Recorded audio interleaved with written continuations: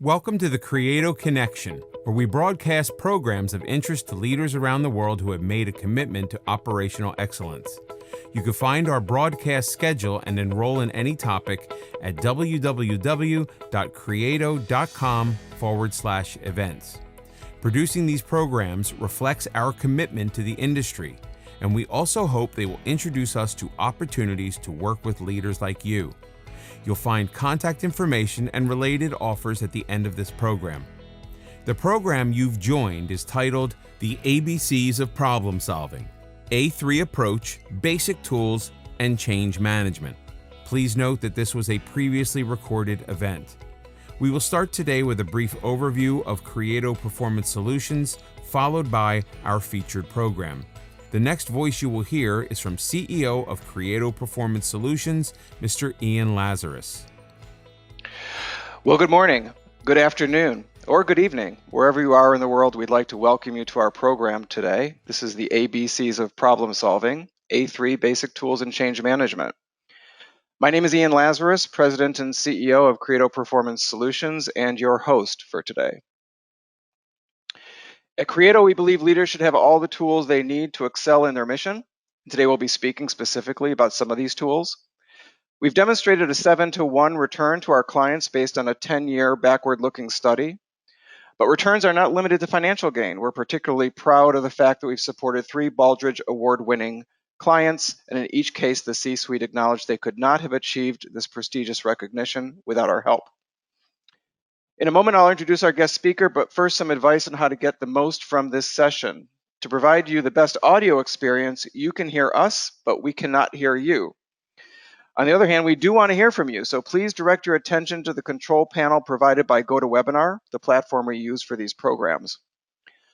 The panel provides options for computer versus phone audio, a chat window, and a place to submit questions. Give us your questions there and we will respond either within the control panel or our speaker will answer them as part of the program. If we're moving too fast through the material or if you have other time-sensitive feedback, send us a chat message. We'll have a survey of today's program that you should receive after the webinar as well as by email tomorrow. The survey is only a few questions. Among these questions is whether you would like to receive the free tool that we will be offering today. Speaking of tools, we're very excited to announce our new Tool of the Month Club. You may have heard about it already. 300 people have signed up for it so far. And our first official Tool of the Month program will be October 13th on the subject of project selection. If you're not already in the club, the survey will give you the option to join so you never miss a program announcement or a free tool. The Tool of the Month Club will offer a new tool once per month over the course of the next year. Attend every program, get every tool, and we will issue you a certificate of completion. Miss a session and you can make it up by enrolling in that session at the Creato Connection site once it has been posted there. The programs on the Connection are available 24/7 so we can work around your schedule and help you become the leader that you wish to be. And now on to our featured program and to the introduction of our faculty. Darren Dolce-Mascolo is the president and co-founder of EMS Consulting Group, providing lean coaching, training, and facilitation for over 20 years. Darren has recently partnered with Creato to serve as faculty for our Tool of the Month Club. EMS is also a distributor of the Compass Quality Management System, a Creato product. Darren's expertise in A3 construction, deployment, and facilitation makes him a particularly good fit for our subject matter today. Gives me great pleasure to introduce to you Darren Dolce-Mascolo. All right, so today we're going to be talking about the ABCs of problem solving, and that will include some discussion on A3. I found the poll to be interesting. It looks like actually the majority of people are referring to it as an improvement methodology, and some of those are actually using it as a reporting methodology as well.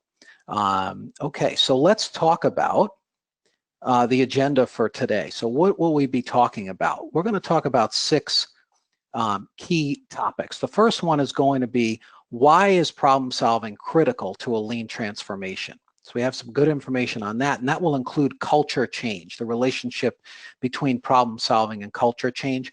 Second thing is, we want to clarify what problem solving is, and actually what is a problem. We'll talk about that. We'll also talk about some problem solving methodologies, including A3 thinking, DMAIC as well, and we'll mention some others as well. Then we'll get into defining the problem. How exactly do we define the problem here? And then basic tools for determining root cause. So we'll hit on some of the very basic tools, and then we'll finalize by talking about what's next after that. So let's begin by talking about problem solving and culture and why problem solving is important. Here we have 6 critical leadership behaviors for lean transformation. This comes from a doctoral thesis from a former client and a friend of mine, current friend, who led a lean transformation at a health plan very successfully. And he went back and earned his PhD, and in doing so, did a doctoral thesis on this topic. And based on surveys and focus groups, including lean experts, it came to include these 6 critical areas. And you can see respect for people, creating vision for the organization, being a leader that actually goes to the Gemba where the work happens, leading by example, problem solving, and then relationship building. So we're going to focus on problem solving. Why exactly would we say problem solving is critical for a culture change or a transformation?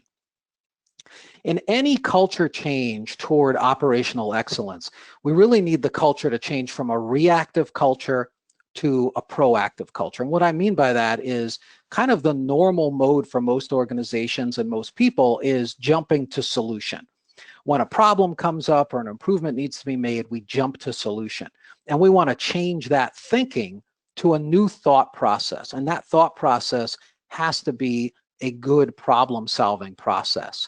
So we want to transform the organization so that everyone in the organization has this common language and thought process for problem solving. And that will affect culture change. So what exactly is a problem, and what do we mean by problem solving? When do we need it? Well, a problem is defined as a gap between the current condition, what's actually happening now, and a target condition or standard that we need to meet. So that's how we would define the problem, and that kind of broadens many people's views of what a problem is. If we understand it that way, it's not necessarily a negative thing, it's actually an improvement that we're trying to make. And if we define it this way, it's going to be much easier for us to move forward through a problem-solving process. So any good problem-solving process is going to be aimed at identifying the primary causes, or we might say obstacles, that prevent us from reaching the target condition. Then we're going to take actions from there to eliminate those causes, ultimately reach to the target condition or standard, and then there's follow-up to that to ensure that it's working. There's control or monitoring that occurs as well. And all good problem-solving processes have this inherent in them. Another consideration when we talk about problems are that there are multiple levels of problems. When we think about problems, we can start, a lot of times we start at a low level, which you see on the bottom, which I'll get to. But if we think about problems in an organization at a high level, we can have company problems that are really organizational issues that we're trying to improve. Things like as broad as improving revenue or improving customer satisfaction. Or improving service level to our customer. All of these things are sort of high level and broad problems. And below those problems are other more detailed problems that we can actually solve through a root cause analysis. These problems at the high level are really more strategic, where we would identify initiatives to address these, but those initiatives would lead to more detailed problem solving below it. So below that I have as an example for departmental output, let's say in a manufacturing department, not meeting daily target. So we have a daily target, we're not reaching that target, the problem, current condition versus target condition, very clear. And then below that, we can have instances of problems. We might have a specific component that has a defect a product that's failed test, an error on an invoice, for example, or perhaps it could also be an instance of downtime on a machine. So there's lots of problems at multiple levels, and we're going to get back to that a little bit later when we talk about problem definition. So keep that in mind. Now, when we talk about A3, we had the poll earlier, which had, I think, some really interesting results. But what exactly is A3? Sometimes when I talk about A3, people are surprised to learn that A3 is actually referring to an approximately 11 by 17 sheet of paper. It's the European term for that. But Toyota kind of pioneered the use of this format because it was the largest size paper that would fit into a fax machine. So this dates back quite a while when fax machines were still in vogue. And the idea is to get the whole story, whether it's a problem-solving process or a business proposal, on one 11 by 17 sheet of paper. That's part of the story, and that's why originally people referred to A3 as A3 reporting. But we're going to talk more about kind of the evolution of A3. So early on, A3 reporting, about 15 years ago or so, came to be known as A3 problem solving or A3 thinking, which you might be familiar with. And that's really referring more to the process. It's not so much the document. We're documenting the process on an 11 by 17 sheet of paper, but we're using a process, a problem solving process. And what's really important about this, what really makes A3 thinking effective, is that there's a dialogue. So the key in understanding this process is that we have a team leader or a problem solver, the person that's leading the problem solving, and his or her mentor or coach, who would typically be their direct manager who has more experience with problem solving. And this interaction between the coach and the problem solver is how the problem solver becomes more effective, hones his or her skills. And this is culture changing on a larger scale because it's spread throughout an organization. So in multiple departments, at multiple levels, we're solving problems with this coaching and gaining experience so that the whole organization starts to think differently. And that's really what A3 thinking is about. It's really changing the mindset so that we actually, as almost like second nature, go through these problem solving processes in our minds. Now, Toyota's problem solving process, which is where this originates, is known at Toyota typically as Toyota business practices. We call it A3 problem solving or A3 thinking. And there are some slightly different versions of this, but it looks something like this. We always start by defining the problem and grasping the situation, breaking down the problem into manageable pieces. And we'll talk a little bit about that in a while. Next, we'll talk about identifying the root cause. That would be the next step. So we're looking for what the root cause or critical causes are. Then in this process, we revisit the target for improvement based on what we found in our causal analysis. Then we select countermeasures or solutions among alternatives, implement, and then we're checking and adjusting. And this problem-solving process, like pretty much all other good problem-solving processes, are based on PDCA, Plan, Do, Check, Act, or some people prefer Plan, Do, Study, Adjust. It's planning, it's defining the problem, it's doing analysis, ultimately to the point where we come up with a countermeasure or solution that addresses the cause, and then the Check, Act piece is where we evaluate what we've done. Is it effective? We make adjustments, we standardize, and then we potentially spread it to other areas. Now, in an A3 itself, in the document itself, we would be documenting this process. And this is sort of a template that just explains what the steps might be. Now, you may have seen multiple different A3 examples that have different numbers of boxes. I've seen ones as many as 9 boxes, and I've seen some with as few as 6. But the idea with A3 is not just to fill in a template. And that's one of the things I want to emphasize. To do an A3 effectively, we do it step by step and we get feedback. So we're working on the problem. Initially, we're working on background and current conditions and the goal, which is really part of our problem definition. And we want to really zero in on that and get that correct and get feedback from our coach, who typically would be our manager. Then we go to analysis, proposed countermeasures, a plan, and then follow up to that plan for implementation. So the A3, yes, it is a document, it is a report, but it shouldn't be thought of as a template that you just fill in, because many times I've had that happen as a coach myself, where somebody says, okay, here's my A3, and really we've got to take many steps back very often.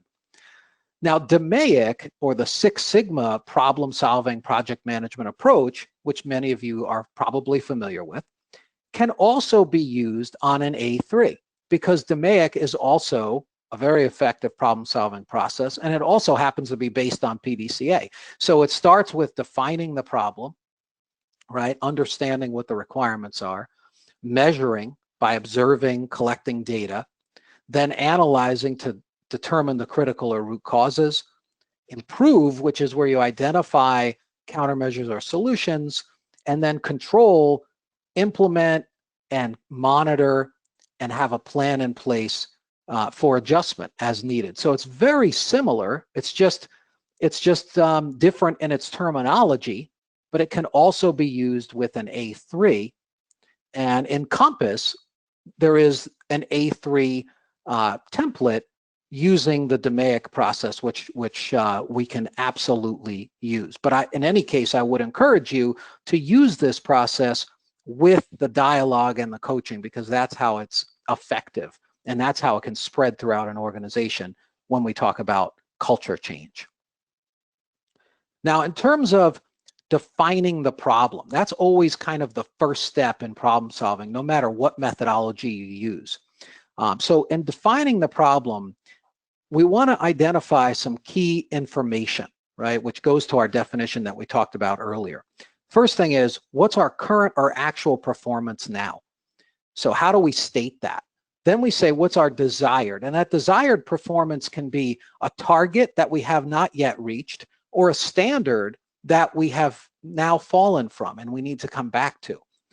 And then the gap and the magnitude of the problem is the difference between the current condition, the actual condition, and that target or standard. We can also, in our problem definition, include characteristics of the problem. And I'll show you some examples. In addition to this, something to consider when you're defining a problem is to also use pictures, graphs that kind of illustrate this. And that's what can go into an A3 as well. In fact, the original A3s were handwritten, hand-drawn, and many of them had drawings on them, primarily, more so than words. So this is how we initially start with defining the problem. Let me give you a couple of examples. So here, a problem definition. The number of XYZ test failures has exceeded the threshold of 2 units per week for 6 of the last 7 weeks, and the trend is increasing. So we see in the graph that we have started to trend upward away from our threshold, away from our max target, which is 2. And this problem statement is fairly good because it really does define the current condition, it defines the standard or the target, and it also shows us the trend, okay? You can also, as you see in this example, include some additional information in a problem statement. You can have, as we see here, a situation where we're failing to meet our production goal, right, which is 450.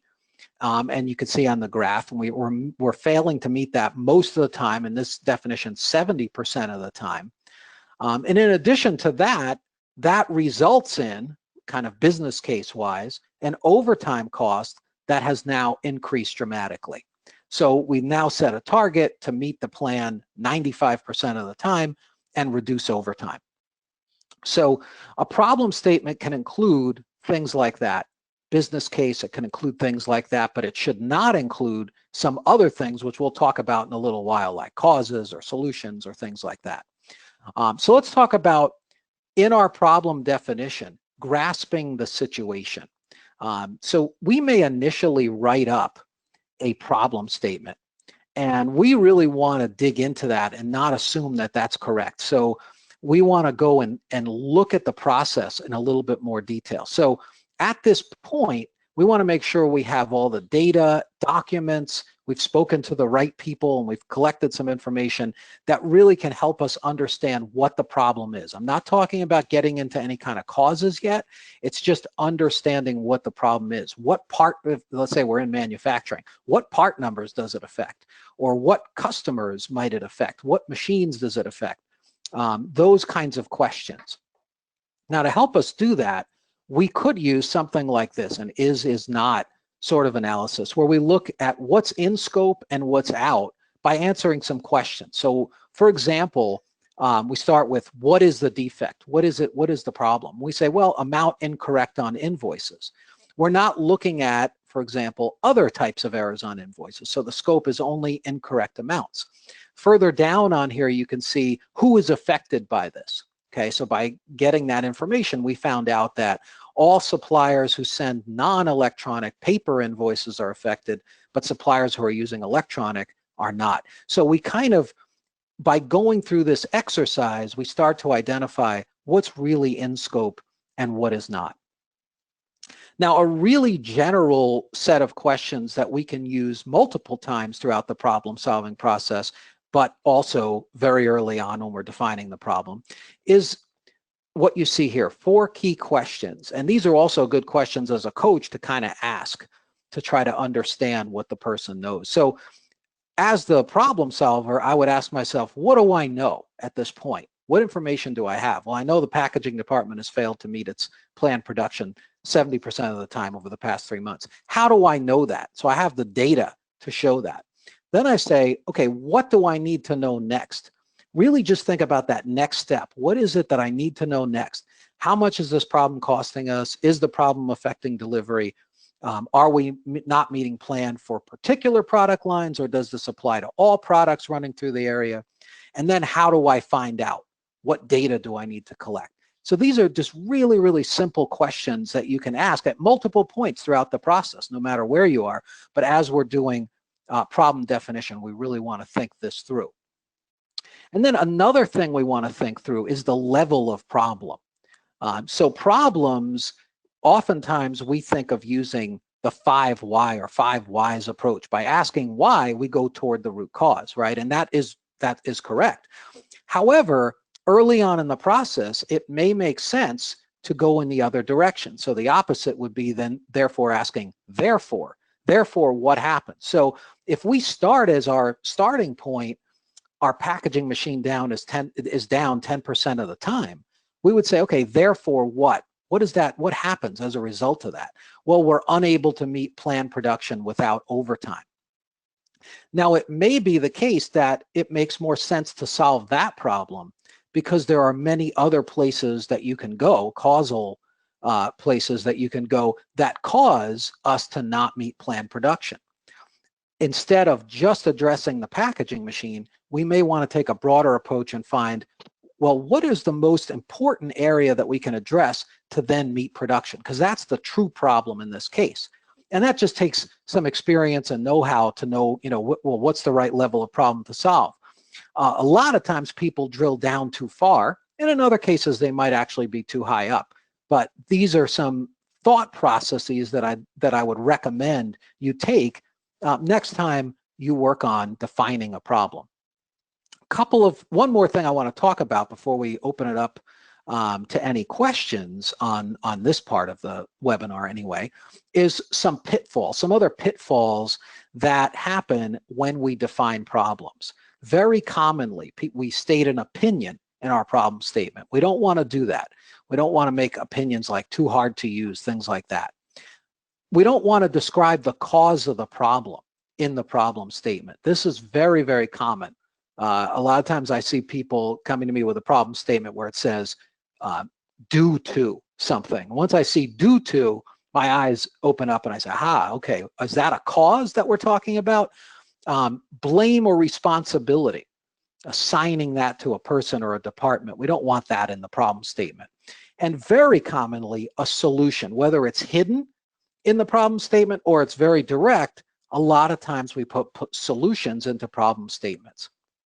Another thing we could do is combine multiple problems into one statement. We don't want to do that. So for example, a lot of times we talk about in problem statements, we need more people. Okay, more people are needed in a department.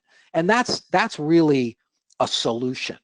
Okay, that's not something where we would go through and ask the question why and dig into that to solve.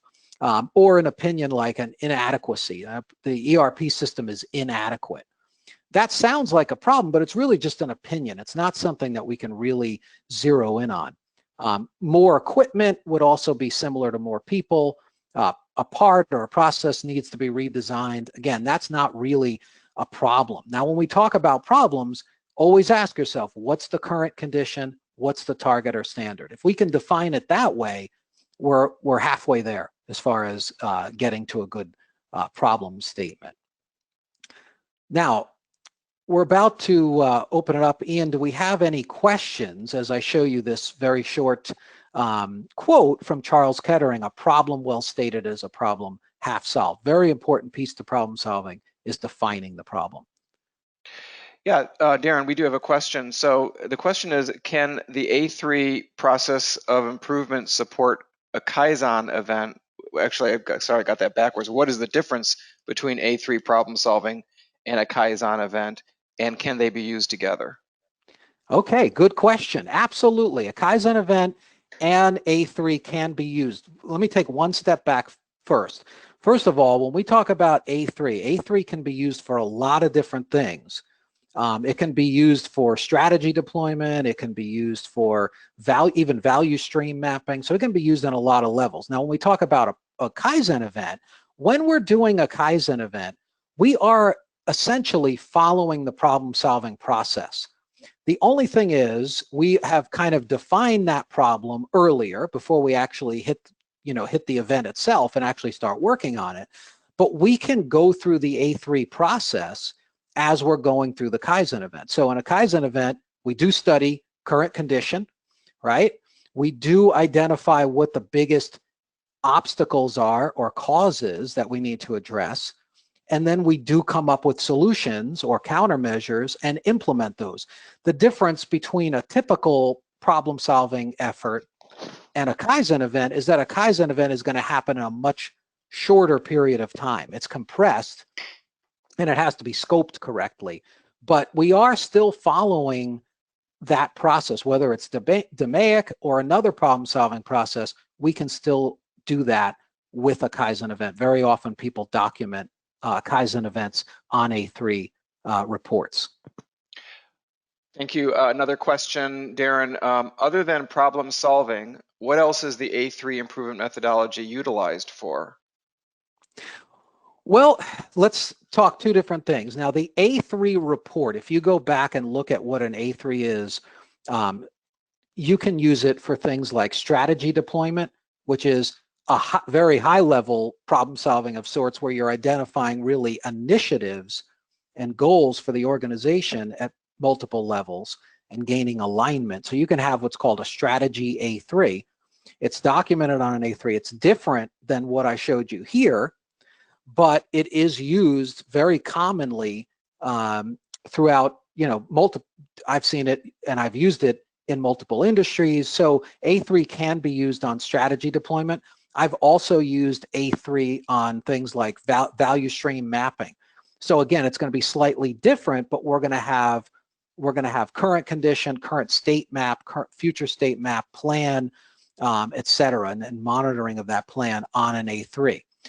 As far as the A3 problem solving process, that is general enough that it can be used on multiple kinds of problems. So I wouldn't say that the methodology, the problem solving methodology is very narrow. It's very broad. So I'm not sure if I've answered the question correctly. I think what they're looking for is how else can we use A3? And it can be used very broadly on any kind of problem. Now at Toyota, they also use it for things like business proposals, but what's in the A3 is different. It's not the problem solving process, if that makes sense. Sorry, Darren, a lot of questions coming in. Maybe we have time for one more and then we can let you continue on. So the question is, any recommendations on helping team members improve their problem defining skills? It seems very common that problems come to us with the quote, unquote lack of in the problem Yes. statement, which is the solution Yeah. masquerading as the problem, as you've pointed out. Well, it takes practice, and that's why I recommend so I'm assuming the person asking this question has a good understanding of problem definition, and he or she is kind of dealing with this with an individual or individuals within the company that are working on problem solving. And it's really the coaching process. It's having them go through step by step and asking the right kind of questions. Even people that have gone through training, on problem solving are still going to make that mistake until they have enough practice. And once the kind of the light bulb goes on, and I've had a lot of experience doing this myself with the coaching, once the light bulb goes on, then they won't make that mistake again. But it takes time. So it's really giving them that feedback, asking them to go back and rework it, and being patient with them rather than just defining it for them. So I wouldn't recommend just saying, nope, that's wrong, here's how it should be defined. It's better to have them struggle with it a bit by asking them the questions and getting them to think differently. Great, thanks. I think we're good for now. All right. And we'll probably have some more time later, hopefully to answer a couple more. But all right, so now what I want to talk about is once you have clearly defined the problem and defined it well, we're just going to talk about a few very basic tools for root cause analysis. The first one is the 5 whys. Secondly, cause and effect or fishbone diagram. And thirdly, Pareto charts. So we've only chosen these 3. They are very useful, broadly speaking. And I'm going to start with the 5 why or 5 whys. So what is this 5 whys? What exactly is this about? Again, a Toyota Production System pioneered tool, which is really relatively simple in concept. And it's really digging into the cause by asking the question, why? And there's a tip or two that I'll give you in making this effective. It is very simple, and it's the idea of kind of peeling the onion. So the way of the 5 whys is typically done is we write down the problem. So we've defined our problem, right? We formalize the problem. We've talked about that. Next, we're just asking why. So we ask, well, why does that occur? Now, we may not have the immediate answer to that right away. So we may have to go and go investigate, go look at the process to answer this question. But we ask why, and we want the immediate answer to the immediate why to that problem. And then we repeatedly ask the question why again until we get to the root cause. So it actually isn't necessarily 5 times. It could be more or fewer than that. But it's asking that question and getting the answer, which isn't as simple as it may seem, until we get to the root cause. So just to take an example, and this example has very commonly been cited. It's over 20 years old now, but it's something relatively simple. We start with the point of recognition. So the problem is there's a puddle of oil on our shop floor.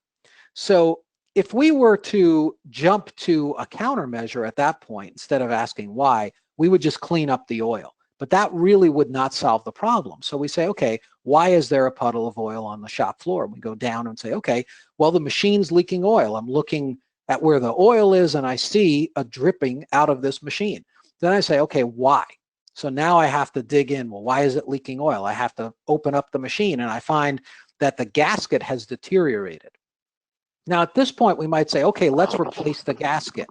The gasket should be replaced and that will solve the problem. But in reality, we may realize that the gasket should not have to be replaced at this point. Okay, it's not time on the maintenance schedule. So what went wrong? Well, we say why again. Well, why did it deteriorate? We look into it and we find out we bought inferior gaskets. Why did we do that? We got a good price on those. Okay, why do we care about good price? Well, purchasing is evaluated on short-term cost savings. So it kind of depends how far we want to go down. We can keep asking why.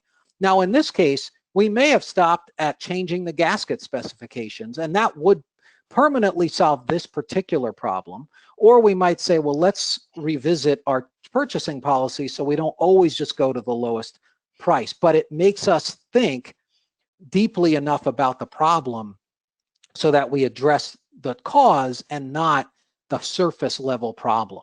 And as you go through the 5 whys, there's 2 things that I want to mention. One is always go with the immediate cause. So we didn't say there's a puddle of oil on the shop floor, why the gasket may be deteriorated. We go to the next step, the immediate cause.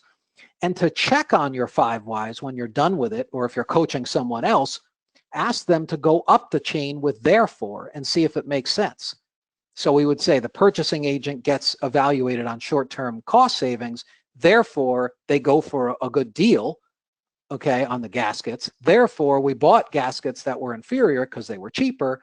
Therefore, the gasket deteriorated. Therefore, the machine is leaking oil, right? So going backwards, and a lot of times by doing this and coaching people this way, I have also found that they start to see, aha, what mistake I made, right? What mistake did they make in going through the 5 whys? Oh, that makes sense now. Because sometimes that causal chain does not make sense, even though they're asking the question why. The therefore can also help you with that. Now, another tool for identifying, in this case, potential causes or factors or obstacles, if you will, would be the cause and effect diagram, or fishbone, or also called Ishikawa diagram. So this is very commonly used brainstorming tool for identifying causes. And we can also use it in combination by asking why within it, by asking, for additional deeper causes along a causal chain. But at its simplest, it's basically writing down the problem at the head of the fish, if you will, as you'll see, and then having categories. Now, these categories, traditionally, we use things like materials, machines, methods, people, measurement, environment, but we can also use different categories. So for example, these categories might be appropriate in manufacturing. If we're in some administrative function, we wouldn't use machines. We wouldn't use necessarily material, but we may have some alternatives. So you have to be flexible in terms of the categories, but we have our categories, which we'll identify. We have our problem, which we've hopefully already identified, and now we're brainstorming the causes. So this is typically done as a team. We brainstorm causes. If we're doing this in a room, we might even use Post-it notes or something like that to write down the causes. But in any case, we're brainstorming the causes. We're identifying, in some cases, relationships between the causes. So sometimes they branch off of one another. And ultimately, that's constructing a fishbone, what looks like a fishbone because of the branches. And I'll show you that. Now, at the end of this exercise of doing a fishbone, we have potential factors or causes that we can then dig further into. We can gather data, we can investigate these, and ultimately narrow down to the most important or most likely causes that we will address. In Compass, there is a fishbone template that we can use that walks you through the process. So it starts by asking you your team members, and then the problem and the categories can be changed, and then you can go in and fill in those categories. So in this particular example, we have, why aren't we meeting daily production? So that's in a manufacturing process. And in there, we have our typical materials, methods, machines, people, and we're going to look at things like packaging machine changeover, for example, as one of the possible factors that causes us to not meet production. We'll also look at, may look at downtime. We may look at failures. We see test failures there. So what we're going to do with this, the next step would be to then start collecting some more data to determine, well, which of these are going to be the most important, the most critical, the most top contributors to our problem. And then we can go further through the problem-solving process, which we'll talk about. Another example, this one is more administrative. It's based on some errors that were made mostly in data entry. And in this one, the company that created this has people, program, environment, policies and procedures and systems as their categories. And then again, in here, we have these potential factors or causes, which we will then go and investigate. Okay, and then how do we investigate these things? Well, there are different approaches, but one recommended approach is to collect some data and potentially do Pareto analysis, create some Pareto charts. Pareto was an economist several centuries ago who came up with the idea that we now use, we now call the 80-20 rule. The idea that 20% kind of affects 80%. And in our case, it's 20% of the causes or factors affect 80% of our problem. So that's what we want to do, is find that vital few, that 20%. So Pareto analysis is basically collecting some data and then reporting that data in a Pareto, what we call a Pareto chart. So we have our process that we want to analyze. We want our data that we want to collect data in. We're going to do that over a time frame, a period of time. It might be days, weeks. It may be historical that we can pull from. We would then gather and compile that data and then total it, okay? And on a Pareto chart, we have the raw numbers, the count, which is typically the number of incidences or the amount of time, or could be money, it depends on what it is, and then the cumulative contribution to the total. So in this case, if we've collected some data on why we're not able to meet our plan and why we have to then work overtime, we have packaging machine down, test failure, running out of material, and other as a possible cause. We then create that Pareto chart, and that can be done in Excel. It can also certainly be done in Compass or the tool of your choice. And in our Pareto chart, we now can take that data and take a next step. So we would look at this and say, packaging machine down is the biggest, 64% of our problem is caused there, 83% cumulatively if we add test failure. Now we can also dig further into that. And our next step might be, well, why does the packaging machine go down? Let's go work on that.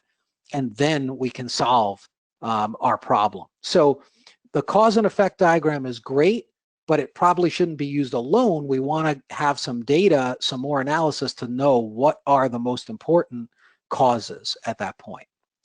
So those are just some basic tools that you can use.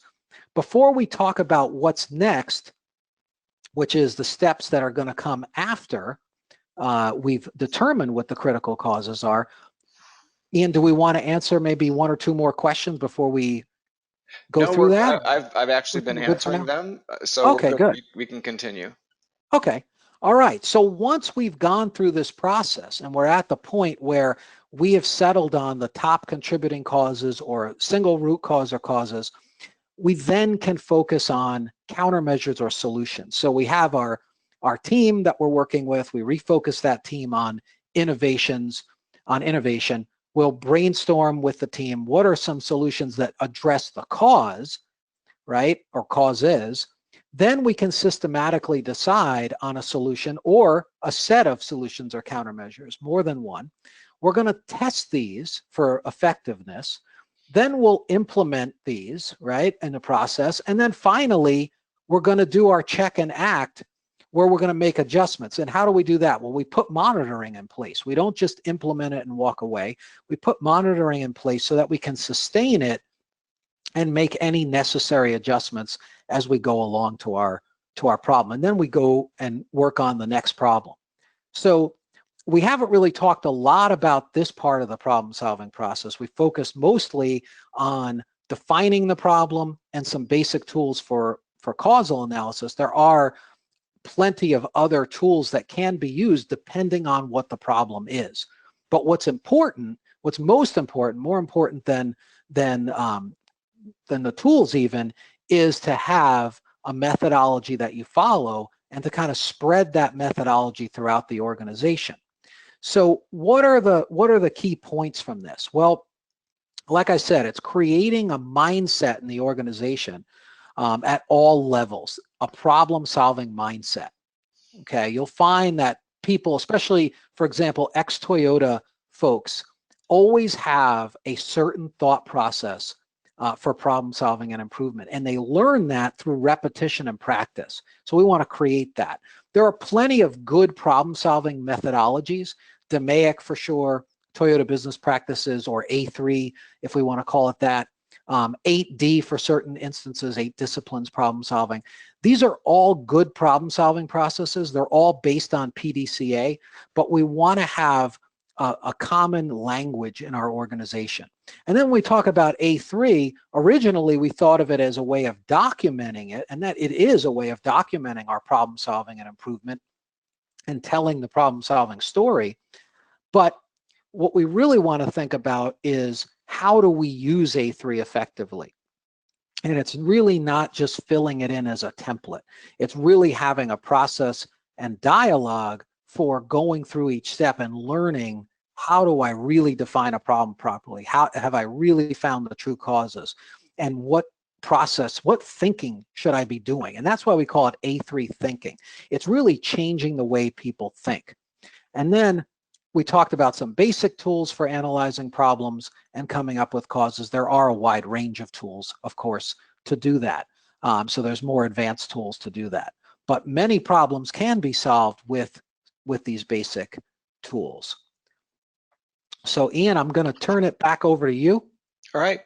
For this last slide. Thank you, Darren. Thank you very much. It was a great presentation. So folks, hope you got some value out of the program today. Obviously, we're in business to do business, so if there's anything that we can do to help you to further your journey in operational excellence, to learn more about how to use the A3, you'll have an opportunity to engage further with us, because you'll be receiving a survey probably at the end, either at the end of today or tomorrow. You can let us know if you're interested in any of our training offers and also facilitation around doing A3s locally on site in your organization. You'll be offered the opportunity to join our Tool of the Month Club, and the tool that we're offering today is the Fishbone tool that Darren had shown you just a moment ago. So if you're interested in the Fishbone tool, simply wait for that survey. Give us some feedback on today's program. There's only about 5 questions there, and one of the questions is, would you like the tool? Keep in mind that the next Tool of the Month Club program will be October 13th. That will be listed on our website shortly, and if you do respond to the survey, you'll get an invitation to that, as well as future programs that we offer, whether it's the Tool of the Month Club, programs around leadership development, or performance improvement. You'll have a vast array of different opportunities to engage with us in the future. You have some contact information there if you want to reach Darren directly, or if you want to request any further support from us. And since we are going to finish out a little early today, we're just going to stand up the 5-minute overview of Compass. If you have the time, would appreciate you sticking around to take a look at that. It might be a product that you'd be interested in. The Compass Quality Management System will coordinate, manage, and track all the improvement activity in your organization. The survey should pop up after that, but if not, you'll also get it from us tomorrow, sometime tomorrow. All right. Thanks again, everybody. Have a great rest of your day. Stand by for the video. Welcome to this brief demonstration of the award-winning Compass Quality Management System. Compass will literally put improvement on autopilot in your organization, completing more projects faster, and projects with greater returns. Your team will be given the tools, support, and direction necessary to drive your efforts at operational excellence and business transformation. In other words, no matter how you look at it, Compass pays for itself. No other comparable application contains as many features or as much value for the dollar. Let me show you some of the features of Compass that will support breakthrough improvement in your organization. Users can quickly add an idea to Compass by indicating the anticipated value to your organization and the specific business case. Our impact risk matrix will frame the business opportunity with little effort, while the system prioritizes the idea for comparison to others.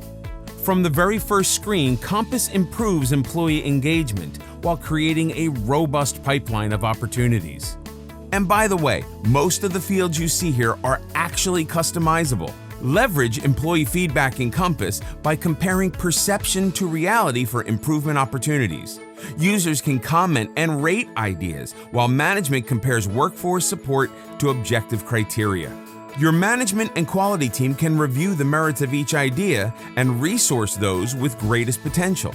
Dynamic sorting helps you evaluate the range of opportunities more effectively than a static spreadsheet. In other words, Compass helps you to not only do things right, but to do the right things.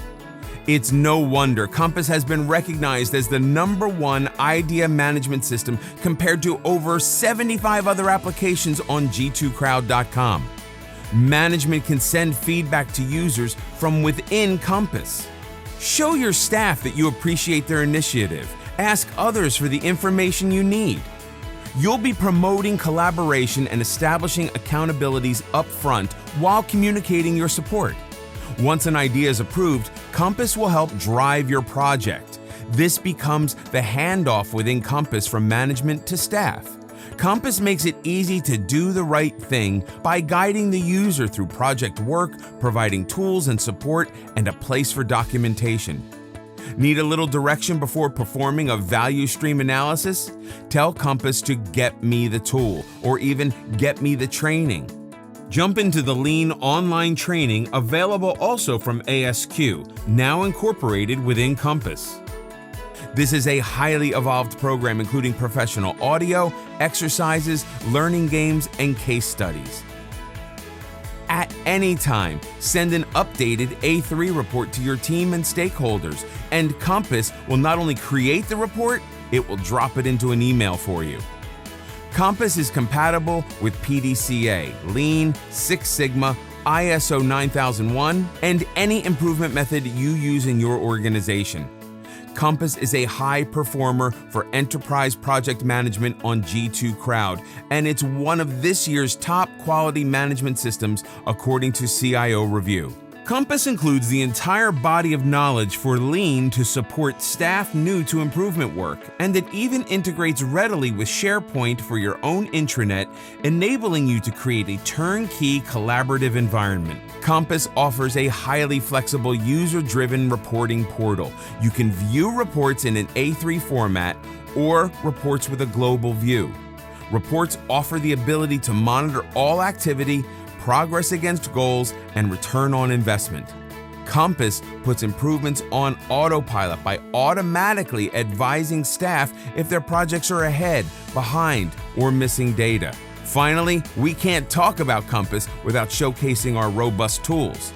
Compass will literally interview each user and build a tool based on your specific needs, allowing you to create everything from a value stream analysis, Gantt or control chart, to computerized simulation. Compass can replace annual spending on dozens of disparate applications in many organizations.